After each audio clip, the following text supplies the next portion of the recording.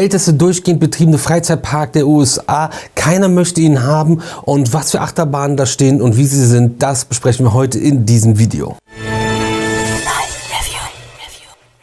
Mahlzeit, herzlich willkommen beim Review Video Magazin und einem neuen Video meinerseits und alle Achterbahnen von Lake Compounce. Bristol, Connecticut, USA ist der Standort, in dem sich der Freizeitpark Lake Compounce befindet, und das Ganze ist der älteste durchgehend betriebene Freizeitpark der USA und auch ein sogenannter Trolley-Park. Die Geschichte des Parks geht auf 1846 zurück.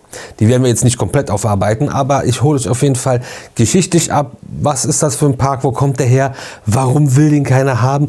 Und vor allem reden wir darüber, welche Achterbahnen stehen da und sind die cool? Lohnt sich der Park für mich? Macht das Sinn? Das alles jetzt in diesem Video. Ein Trolley-Park, das müssen wir vielleicht einmal kurz nochmal erwähnt haben in einem groben Abriss, was das ungefähr ist. Und Trolley-Parks kamen quasi mit den Straßenbahnen auf. Und die Straßenbahnbetreiber wollten mehr Leute in die Straßenbahn locken quasi, dazu bringen, mit der Straßenbahn zu fahren, vor allem am Wochenende. Also hat man an den Endstationen kleine Freizeitparks geschaffen und Vergnügungseinrichtungen, und so sind diese ganzen Trolley-Parks entstanden, wie zum Beispiel Lake Compounce. Und Mr. Norton, dem das ganze Gelände da gehört, hat quasi der Straßenbahngesellschaft erlaubt, Gleise hinzubauen, und so ist das Ganze grob entstanden. Und dieser See, in dem das Ganze spielt, wurde 1684 von Ureinwohnern an weiße Siedler überschrieben und das beurkundet, unter anderem an John Norton, der Vorfahre von Get Norton ist, der am Ende nämlich dieses Gleisbauen erlaubt hat und den Park mehr oder weniger gegründet hat. Es ist natürlich in der Zeit super viel passiert, super viele Entwicklungen, super viele Veränderungen. Für uns hier auf dem Kanal wahrscheinlich das Wichtigste und Relevanteste ist dann so ab 1985, und zwar sanken dann die Besucherzahlen allmählich. Das Ganze war schon so ein Freizeitpark, und da kam der Moment, in dem Lake Compounce vom Familienbesitz wechselte in ein Konzern. Und die Familie Norton hat den Park verkauft, und zwar an die Hershey Entertainment and Resorts Company. Aufpassen, da gibt es Verwechslungsgefahr. Hershey, also die mit der Schokolade, die unter anderem Hershey Park haben. Die haben aber hier im Gegensatz zu im Hershey Park einen verdammt schlechten Job gemacht, beziehungsweise auch gar keinen. Und 1987 wurde der ganze Park wieder verkauft, was von der Gemeinde jetzt auch nicht so wohlwollend aufgenommen wurde. Und das Ganze wurde an JEG verkauft, und die übernahmen den Park und haben da eigentlich nur noch Konzerte veranstaltet. Und das war so erfolgreich, dass sie 1991 insolvent gegangen sind. 1993 übernahm Funtime Parks den Park. Die haben zum Beispiel auch Darien Lake im Portfolio gehabt zu der Zeit, haben wir ja im Kanal auch schon mal gezeigt. Die fusionierten dann aber irgendwann mit Premier Parks, und die wiederum, das wisst ihr schon, wenn ihr ein paar Videos gesehen habt, wurden dann zu Six Flags irgendwann. 1995 wurde der Park dann auch wieder zum Verkauf angeboten, und diesmal schlug die Kennywood Entertainment Corporation zu. Die kauften 1996 Lake Compounce und betrieben diesen bis 2007. Dann konnten sie ihn quasi nicht mehr betreiben, dazu gleich mehr. Kennywood ist übrigens auch ein eigenständiger Freizeitpark. Die Kennywood Entertainment Corporation hat auch viel Neuheiten gebracht, hat den Park wieder richtig aufgebaut, coole Achterbahnen eröffnet. Und 2007 wurde Kennywood an sich selbst verkauft, und zwar geht das Ganze über in Parques Reunidos und ist somit ein Schwesterpark quasi vom Moviepark Germany, Bobbejahr, Landslachan, Mirabilandia und wie sie nicht alle heißen. Das sieht man auch heute noch an den zum Beispiel Speedy Pässen, die es dort gibt, die exakt das gleiche Logo haben, was ihr aus Bottrop kennt, und vieles andere. Wobei das jetzt auch sukzessive sich da ändern werden sollte. Parques Reunidos hat jetzt nicht so viel gemacht. Die größte einzelne Investition der Parkgeschichte waren Skyrocket 2 von Premier Rides. Weiß ich nicht, ob das wirklich teurer ist als sowas wie Boulder Dash, über was wir heute noch sprechen müssen.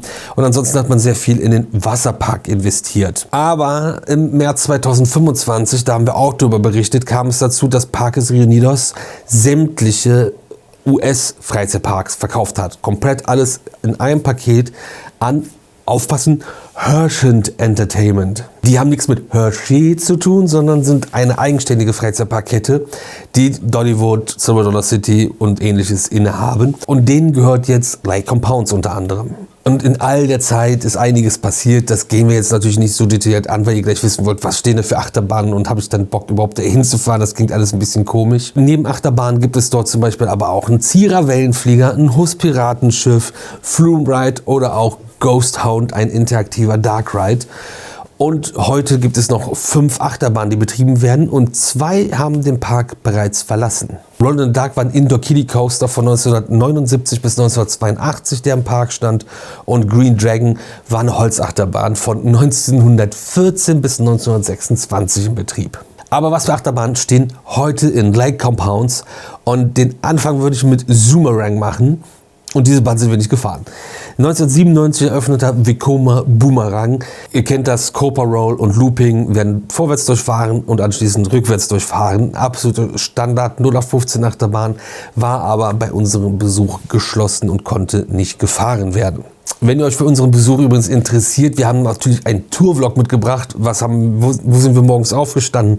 Wo waren wir frühstücken? Wie sind wir da hingefahren? Wie sind wir weitergefahren? Was haben wir da alles gemacht an dem Tag? Verlinke ich euch gerne hier oben in der Infocard. Könnt ihr dann gerne mal reinschauen. Ist ein ziemlich interessanter Tourvlog geworden und Meinungen von anderen Leuten haben wir auch mit drin. Aber es geht weiter mit der nächsten Achterbahn und zwar Wildcat. Standardname in den USA, quasi so in der Region hat man viele Achterbahnen so genannt. Und das war auch schon 1927 der Fall. Eine sehr alte Holzachterbahn. Gutes Ding, cooles Layout, nur 837 Meter lang, knapp 26 Meter hoch, 77 km/h Spitzengeschwindigkeit. Und die Bahn fuhr von 1927 bis 2022 quasi durchgehend und war 2023 das ganze Jahr leider geschlossen. Das ist echt schade, weil es ist so jetzt kurz vor, wir können 100 Jahre am Stück gefahren sein. Designer war übrigens Herbert Paul Schmack und Hersteller Charles J. Dinn und Curtis D. Summers. Auf dem Track unterwegs sind Züge von der Firma PTC, Philadelphia Toboggan Coasters. Das waren die ursprünglichen Züge. Inzwischen fahren GCI Millennium Flyer, sehr kurze GCI Millennium Flyer auf dem Track. Die kamen in der Off-Season 2016-2017, denn zu dem Zeitpunkt hat man auch ein komplettes Retracking der gesamten Strecke gemacht. Dieses Retracking wurde übrigens von der Firma Martin & Flemings durchgeführt. Ansonsten coole, solide Holzachterbahn, nettes Layout, macht Spaß und ist in diesen kleinen, zackigen Zügen unterwegs. Solide, gute Bahn, kann man sich nicht beschweren, macht Spaß zu fahren, auf jeden Fall mitnehmen. Dann kommen wir zum Skyrocket 2 vom Premier Rides. Das ist sowas wie Skyscream im Plopsaland Deutschland, heißt hier aber Phobia 4 Coaster. 2016 eröffnet und ihr wisst es ja, die Dinger sind 45,7 Meter hoch, 263 Meter lang und 99,8 km/h Spitzengeschwindigkeit werden erreicht bei dem LSM Launch Coaster, wo ihr Pendel-Launch-mäßig hin und her fahrt bzw. halt abgeschossen werdet. Und Phobia 4 Coaster steht hier mehr oder weniger rum. Ja, weiß ich nicht. Gibt halt einige davon. Diese Skyrocket-Züge, das Ein- und Aussteigen ist natürlich totaler Murks und ansonsten, ja, pendelst du hin und her und fährst. Es ist natürlich eine große Bahn, die schnell ist, keine Frage, aber es gibt halt auch einige und wir sind einige gefahren und im Rahmen so Natur stinkt das schon ein bisschen ab. Und von diesen Skyrocket 2 Modellen sind 10 Stück in Betrieb. Ein weiterer wird gerade gebaut für dieses Jahr für den Steel Pier, wo wir letztes Jahr auch waren. Und wenn es einen Skyrocket 2 gibt, es gibt auch einen Skyrocket 1 und andere Skyrocket Modelle, wie zum Beispiel auch den Icebreaker oder Alpen Fury oder, das wurde mich letztens auch nochmal gefragt. Da hatten wir, meine ich, aber auch schon mal ein ganzes Video zu gemacht. Aber da auch noch mal ganz kurz abgeholt. Für die, die es nicht wissen, Skyrocket 2 Standardmodell mit diesem Layout, aber es gibt auch andere Varianten. Es gibt auch Kiddie Coaster. Und der Kiddie Coaster heißt Kiddie Coaster, also diese Kinderachterbahn von 1997 wurde von Molina & Sons gebaut. Und es dürfen keine Erwachsenen dort mitfahren, also kann ich euch da natürlich auch nichts zu sagen. Und das war quasi schon alles Irrelevante. Es gibt aber noch eine Achterbahn und für diese Achterbahn lohnt es sich, Lake Compound zu besuchen. Allein für diese Achterbahn müsst ihr da hinfahren. War bei uns knapp, bisschen stressig, fast wären wir sie nicht gefahren. Was da passiert ist und warum es schlecht ist, wenn 16 Kilometer entfernt ein Blitz gesehen wurde, das erfahrt ihr in dem Vlog, wenn ihr euch ihn anguckt. Aber Boulder Dash ist ein absolutes Highlight aus dem Jahre 2000. Also die Bahn war dann jetzt, wo wir sie gefahren sind, ja schon ein Vierteljahrhundert alt.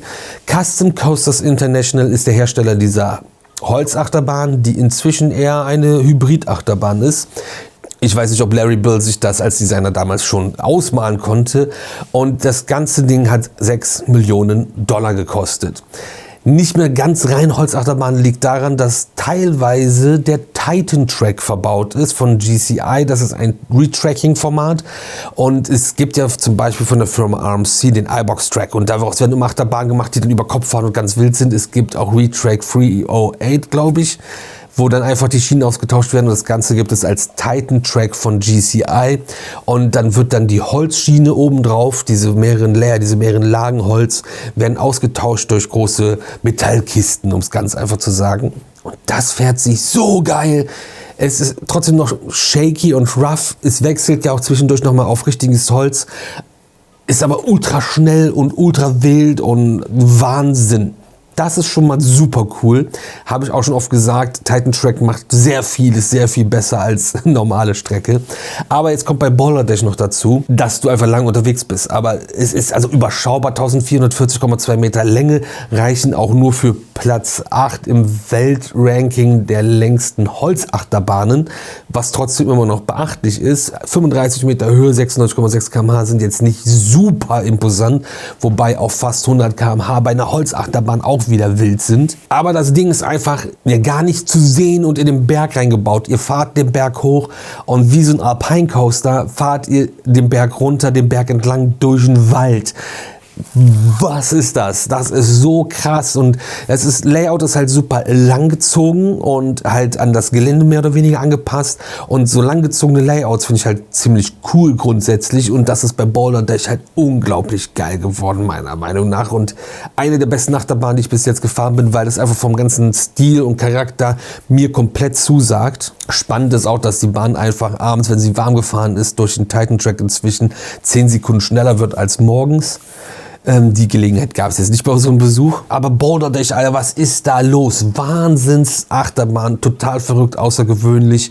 Und wegen dieser Bahn muss man Lake Compounce besuchen. Wegen dieser Bahn würde ich jederzeit Lake Compounce auch wieder besuchen und legt euch, macht das, fahrt das. Müsst ihr gesehen haben. Wie seht ihr das? Habt ihr eine andere Meinung oder würdet ihr das bestätigen? Die Kommentarsektion gehört euch und ansonsten verlinke ich euch in der Endkarte am besten auch noch mal den Vlog zu Lake Compounce, was da los war, was wir gemacht haben. Ist, glaube ich, ganz okay, sich das anzugucken und ich wünsche euch noch einen wunderbaren Resttag. Wir sehen uns morgen um 18 Uhr wieder zum neuen Video hier auf dem Redview YouTube-Kanal.